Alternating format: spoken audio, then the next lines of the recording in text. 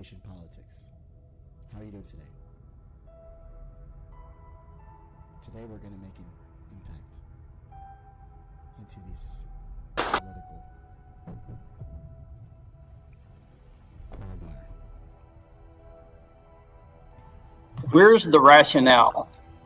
What the heck is going on? What are Democrats trying to do to our country? I want to know the answer to these questions. My Republican colleagues want to know the answers. And I believe America wants to know the answer to these questions. We're so very pleased to welcome back Speaker Nancy Pelosi to our community, and especially here at the Prosper Center. I was here at this podium only a few weeks ago, last month, with a number of you as we discussed the success of the child tax credit. And I know that a number of you work here at the Center.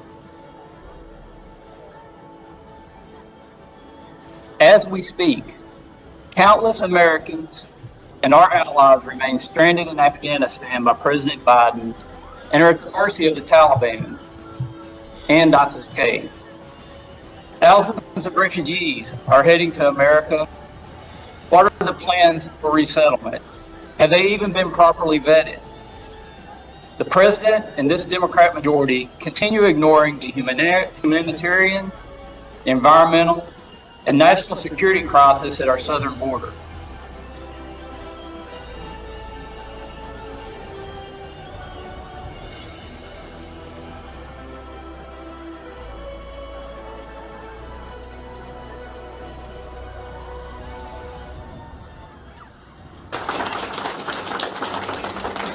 We're so very pleased to welcome back Speaker Nancy Pelosi to our community.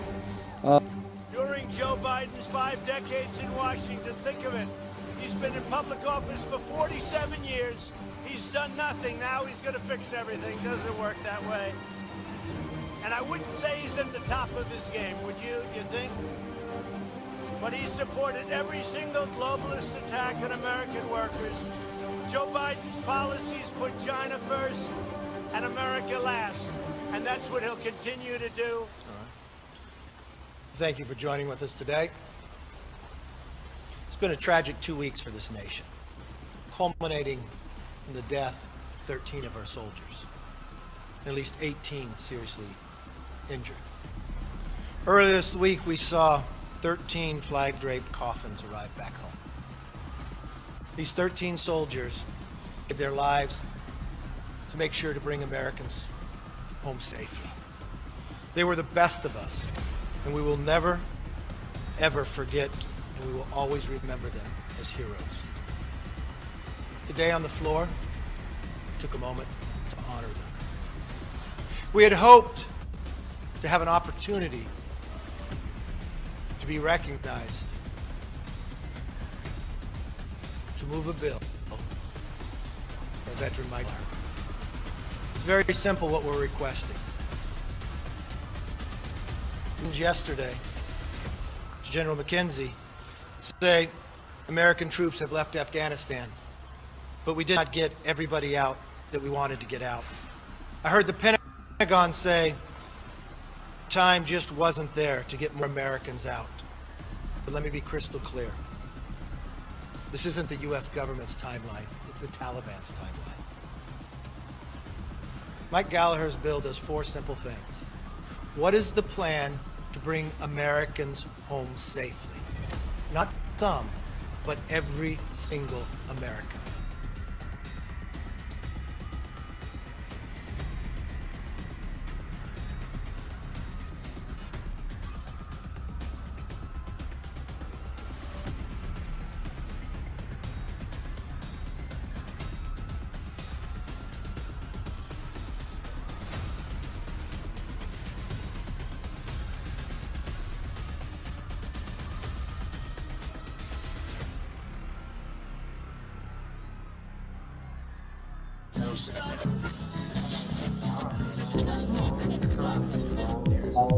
Hey guys, this is Tommy with Tommy Nation Politics. How's everyone doing today? Tommy Nation Politics.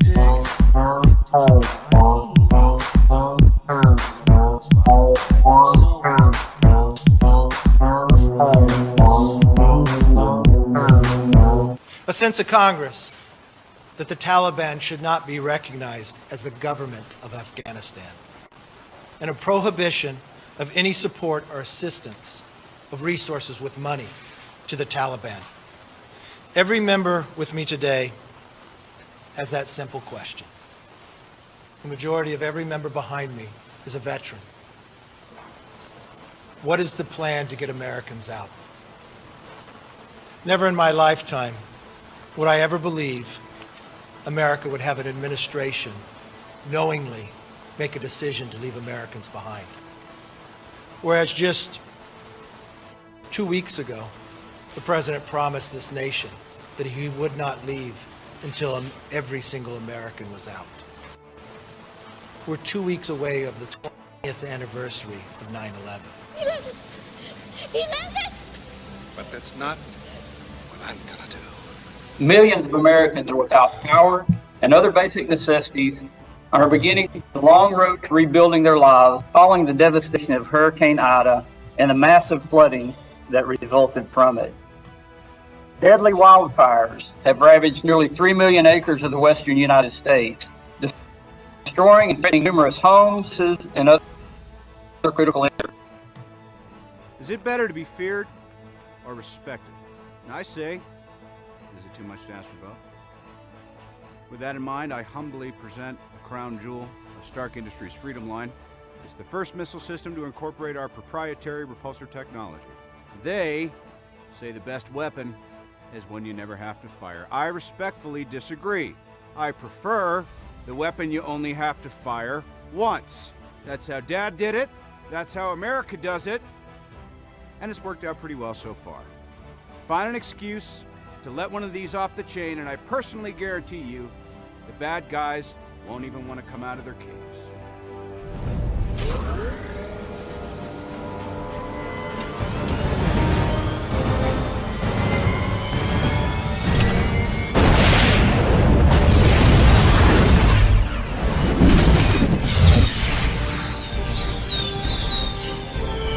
For your consideration, the Jericho.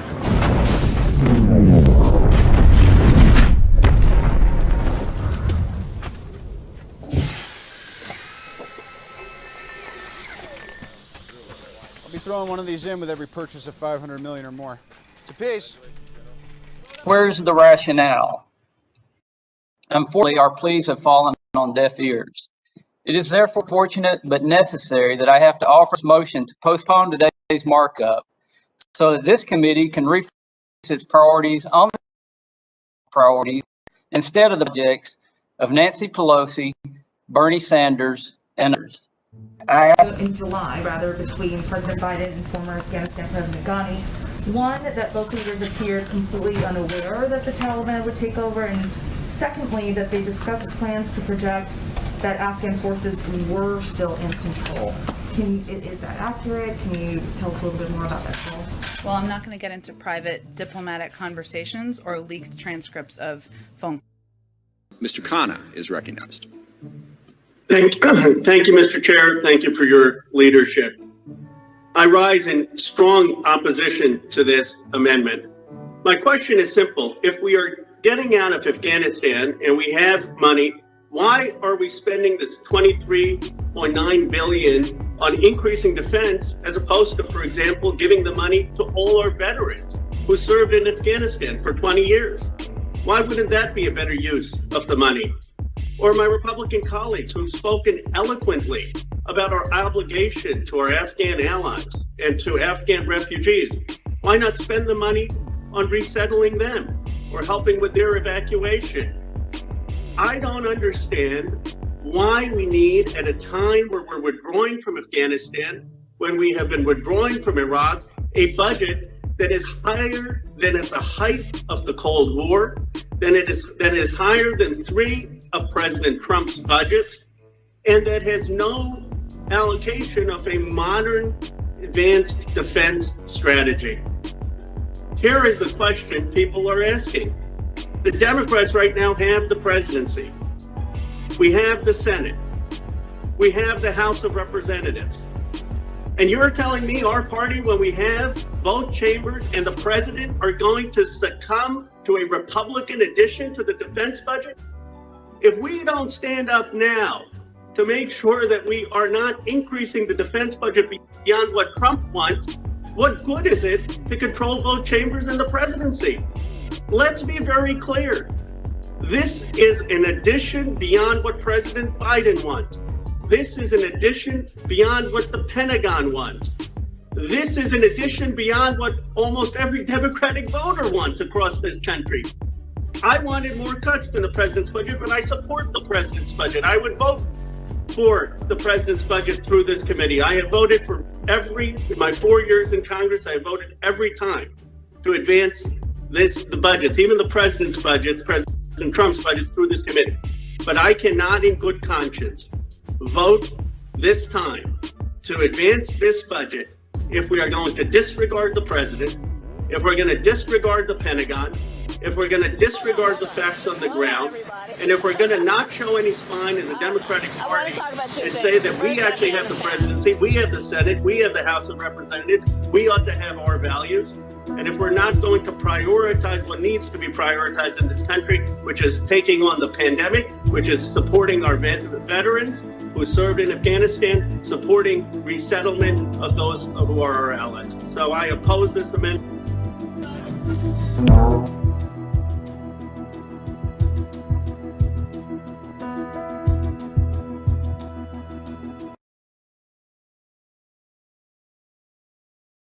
You're recognized for 5 minutes to present your amendment. Thank you, Mr. Chairman. Robert Amendment 223 strikes the Civilian Climate Corps. During a time where employers cannot find work, this bill provides $3.5 billion for a new Civilian Climate Corps. There is absolutely no reason to funnel money toward a program like this when so many of our industries are already struggling to find workers. The duties and responsibilities of the CCC are vague and whether it was intentional or a result from negligence is unclear. Either way, it should not be allowed. And Mr. Chairman, is a problem that I see on a daily basis traveling my district and other areas where people absolutely cannot find employees to work. Every business that you go to has a help wanted sign. There are 10 million jobs unfulfilled in America right now. So this is completely unnecessary, and I urge adoption of my amendment to my colleagues. Thank you all. I yield. Gentlelady yields. Anyone else seek to be recognized on the amendment? Mr. Chairman, I seek recognition in opposition to the amendment. Mr. Neguse, sir, you're recognized for 5. Thank you, Mr. Chairman.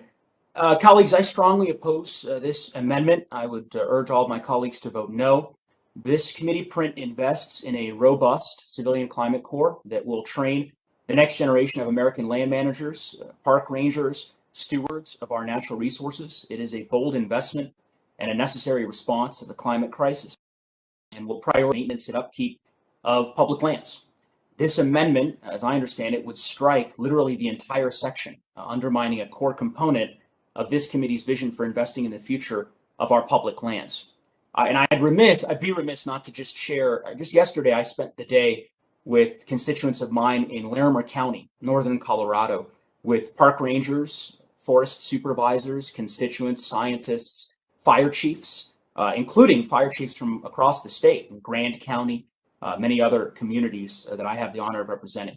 And they made very clear to me, abundantly clear, the desperate need for treatments in our forests, for mitigation, for resiliency, and for folks to be able to come in and do that work. In Colorado, we had 3 of the largest wildfires literally in the history of our state, 2 of which happened in the district just 11 months ago. The Cameron Peak Fire and the East Troublesome Fire that ravaged our communities. And tragically, we lost lives during the course of these troublesome fire in particular.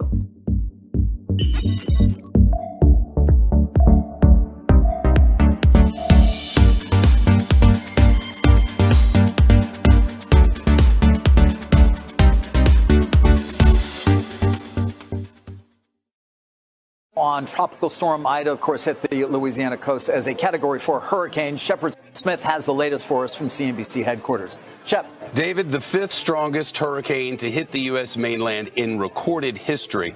It hit around 1 o'clock yesterday afternoon, and it wasn't until this morning at sunrise that some of it began to calm down. Take a look at the loop as it came in here.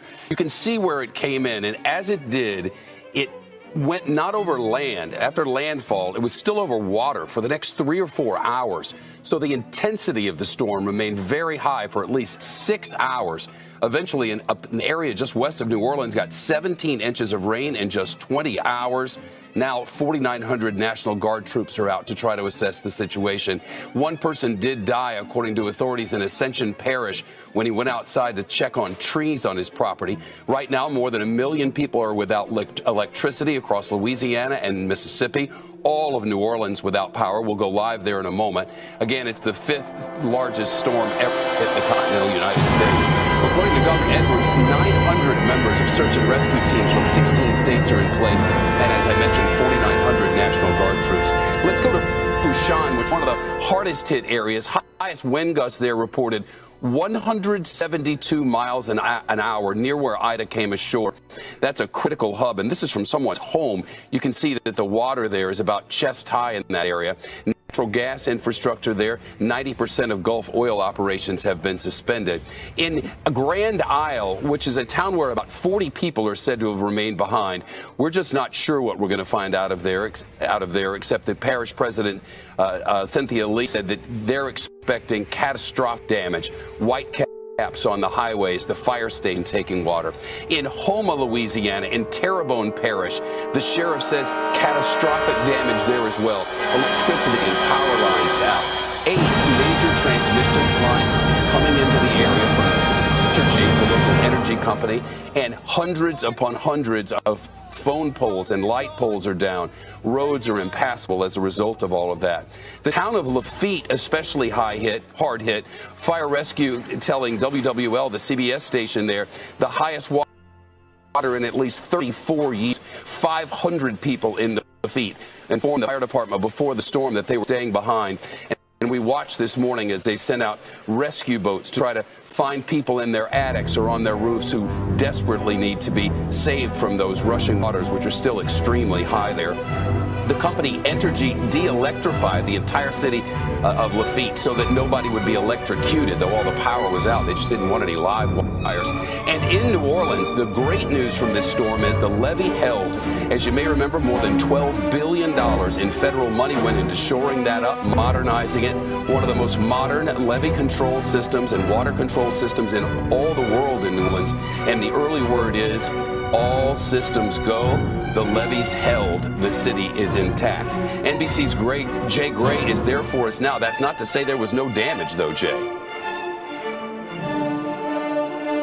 No, Shep, you're absolutely right. The technical issues learned from Katrina did seem to pay off. It was the water with Katrina. It was the wind with this storm. I want you to take a look behind me. We're right outside the French Quarter, and you can see the roof that was pulled off of the building just across the street and thrown into this area. It pulled down a traffic light. You can see the twisted, mangled arm that held that up. If you work up that, you can see a balcony here. The wind pulled away the shutters, pushed open doors, and shattered windows across this entire area, really across the entire New Orleans metro. You talked about the power outages here. 1 million people just in the New Orleans area alone without power, and it's going to be a while before they have it, Shep. Here's the situation. The 8 feeder lines that bring that electricity into the city, they're in the Mississippi River right now, and they are going to have to be extracted. They're going to have to be repaired.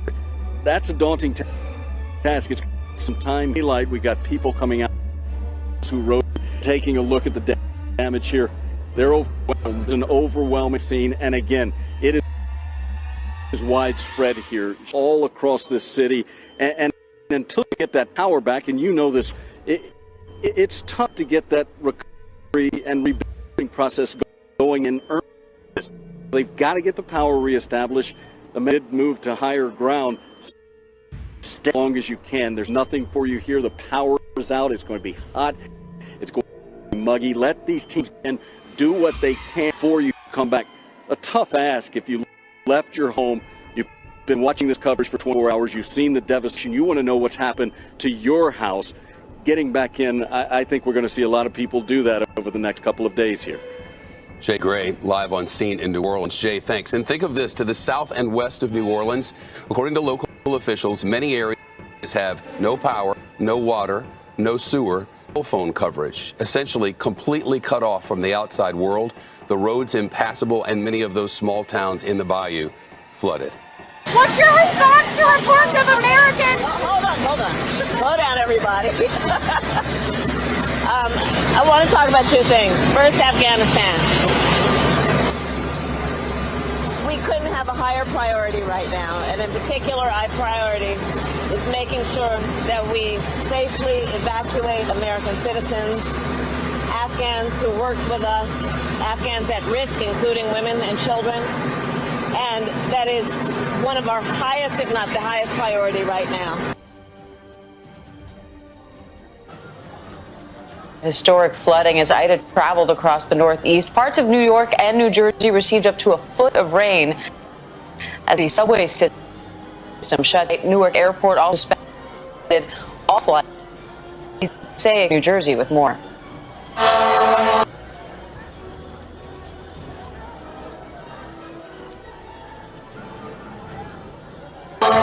A flat flooding siege in the Northeast. States of emergency in New York, New Jersey, and Pennsylvania. Multiple deaths reported as the remnants of Ida merged with the front to produce chaos. For the first time in recorded history, the National Weather issuing a flash flood alert for all 5 boroughs of New York City. More than 6 of rain in just a few hours. The Western Hemisphere's busiest subway system shut down. Waterfalls pouring downstairs, trains pulling in to find platforms submerged, people waiting for water. Above ground, stranded cars and water rescues everywhere. FDNY members rescuing someone who has been trapped in that Jeep for now well over an hour. Our New York station, WABC, right there, as a man was finally brought to safety. And in Queens, a partial building collapse. At least 2 people killed. And at Newark Airport in New Jersey, the wettest day ever recorded. Flooding taking over baggage claim terminals, hundreds of flights canceled. Passaic, New Jersey Mayor Hector Lora pleading during storm for people to stay inside. We have too many areas where the flood has gotten so bad that cars are stuck and we have bodies underwater. We are now retrieving bodies. The same system torturing southern New Jersey and Pennsylvania earlier in the evening with at least 6 tornadoes. Look at that tornado! Nearly 25 homes in Mullica Hill, a total shredded. See branches start to get carried by the wind past my house. The chair on our front porch got flipped, and it was nuts. In Horsham, Pennsylvania, the storm uprooting trees, tipping semis, and in Allegheny County, 41 people, mostly students, in this bus rescued.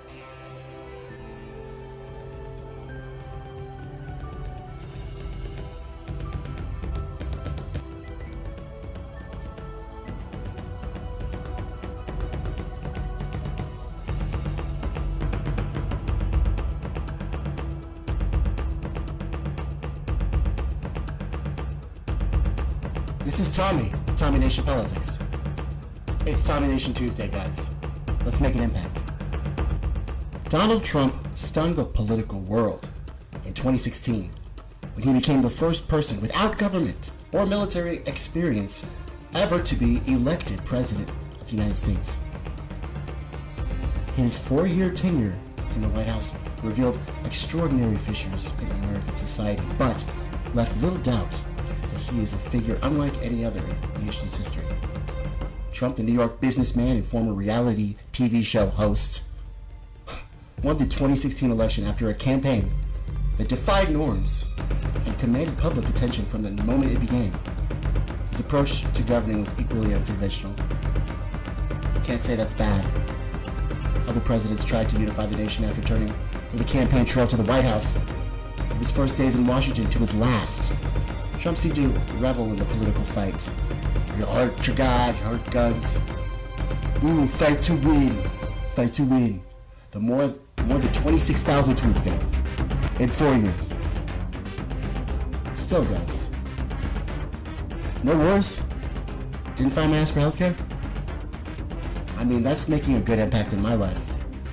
Any questions about Trump's legacy and his role in the nation's political future will take time to answer, but some takeaways from his presidency are already clear. And something else that's very clear, guys, we have deep partisan divides.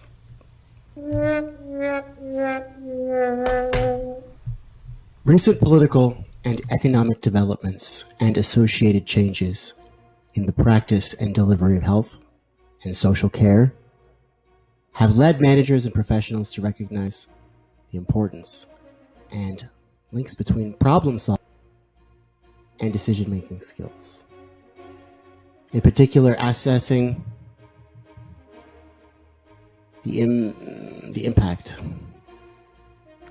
of political, economic, and socio-cultural and environmental influences upon healthcare, policies on welfare, proposals and organizational programs, an unstable, fragile republic or democracy? What are we called again? Hi guys, this is Tommy with Tommy Nation Politics. How's it going today? You're watching Tommy Nation Politics on Restream. www.tommynationpolitics.com. Free thinking, innovative, totally open-minded, new independent progressive media. Here guys, we do investigative journalism. We do philosophy. We do free thinking, free thought, referenced through empirical data, through pros, cons, science, philosophy, and logic. This form of analysis can be undertaken by anyone. Thanks for watching us. If you want to subscribe, please click the bell so you get notifications whenever I release a video. And go ahead and review and analyze for yourself whether or not we're in a divided political and socio-cultural atmosphere, guys. President Joe Biden, Vice President Kamala Harris. Man, they're leading a country more divided than ever today. Almost any time in history, guys. Almost any time in history. Except for the Civil War, I guess. Although more Americans voted for Biden-Harris ticket than voted for presidential Trump ticket. Where I come from, we have universities, seats of great learning, where men go to become great thinkers. And when they come out, they think deep thoughts, and with no more brains than you have. But they have one thing you haven't got, a diploma. Therefore, by virtue of the authority vested in me by the Universitatis Comitiatum e Pluribus Unum, I hereby confer upon you the honorary degree of Ph.D. More Americans voted for Trump, or most Americans voted for Biden because he wasn't Trump. Millions and millions of America wanted Donald Trump to continue as president, though. And many of them are worried about what President Biden will do in the future and what he has done now. You see the New York Times, you see the Washington Post, you see a lot of, he's botched this Afghanistan withdrawal. I mean, some of it is true criticism.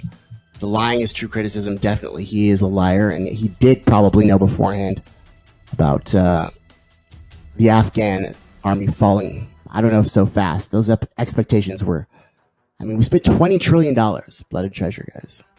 Are you stupid or something? I'm as stupid as a stupid does. Are you crazy? Or just plain stupid? Stupid as stupid does, Mrs. Blue. I guess. In addition, the unwillingness so far of President Trump to accept the outcome of the election caused a political divide even further. And then a January 6th commission, 9/11 style, which the Speaker of the House, Nancy Pelosi, proceeded to kick out a few of the nominations of the minority Speaker, Kevin McCarthy, caused a further political rift. I'm here about a cat. Came in with a dead guy. It's crazy, bro. Until the United States can make real progress at healing some of our divides, we will be a less desirable partner for countries, for other countries anyway, that are our allies, and a less worrisome opponent of other countries that are our enemies. Worrying about our enemies, guys. It's not Russia, not yet. But if we keep projecting strength and not having any, I'm afraid to say there's little reason to expect progress. That's what I'm about, guys, because I'm a progressive. That erratic behavior of the Trump administration has continued today in this Biden-Harris administration. The border crisis, inflation soaring, evictions moratoriums looming, hurricanes forming. The impact of our socio-cultural and economic influences have reached their complete and utter total climax, guys. But like my dad has always said, it could always get worse. Maybe that's true. Maybe that's true. If it is, I definitely want it to be.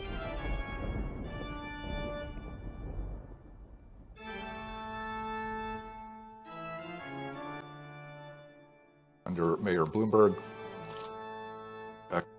prevented from speaking, and so we're used to doing that the rest of America may not like. There are things that liberals did at Brown that the rest of the country did not like as well, and I think as America to the future, we're going to see these types of divisions come to the forefront. I remember there was a time, I think this was in 2006, where Hillary Clinton came to campus to speak. And at that time, certainly people in my family view Hillary Clinton as ultra-liberal. At Brown, she was viewed as not liberal enough. People started to shout her down and try and prevent her from speaking. And created a lot of controversy on campus just in terms of not respecting her right to deliver a speech. And there were a couple of students who wrote a letter to the editor justifying the effort to keep her from speaking, saying she voted for the Patriot Act, therefore she forfeited her civil rights, and we were right to shout her down. So I know what you're thinking. They can't be doing what they're doing, but they are. They have to. I haven't met the Oompa Loompa yet who could do it. These are the geese that lay the golden eggs. As you can see, they're larger than ordinary geese. As a matter of fact, they're quadruple-sized geese which produce octuple-sized eggs. They're laying overtime right now. I think the book tries to be nuanced in the sense of it talks about the fight between liberals and conservatives, but there also are fights that were now in the National Democratic Party, versus Democrats and the progressive wing.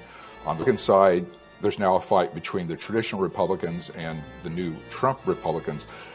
And I try and reflect all that as certainly kind of an indicator of how the country may end up moving in the next few years. And so... But Easter's over!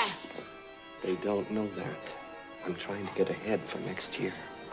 So that creates a lot of problems in terms of polarization in the sense that makes people feel our system is not operating well.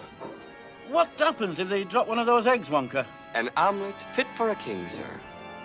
Are they chocolate eggs? Golden chocolate eggs. That's a great delicacy. But I wouldn't get too close. The geese are very temperamental. That's why we have the egg decator. Egg to what? The egg decator. The egg decator can tell the difference between a good egg and a bad egg. If it's a good egg, it's shined up and shipped out all over the world. But if it's a bad egg, down the chute. We can all see the gridlock, we can see institutional dysfunction in the United States, and it makes people angry when our government is not functioning well, which then reinforces the polarization. And yet Donald Trump is not as we have spent most of our lives, I think, defining that word. A lot of his policies, non-interventionist foreign policy, protectionist trade policy, the cultural values that he represents, 3 times married and all that other stuff.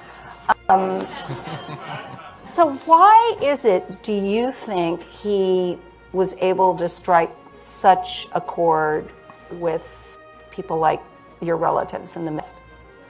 Well, on the Trump marriage issue, there always is good humor associated with polarization. And one of my friends basically talked about Trump being married 3 times, 2 of them to immigrants, and explained that it was a job no American woman wanted to take.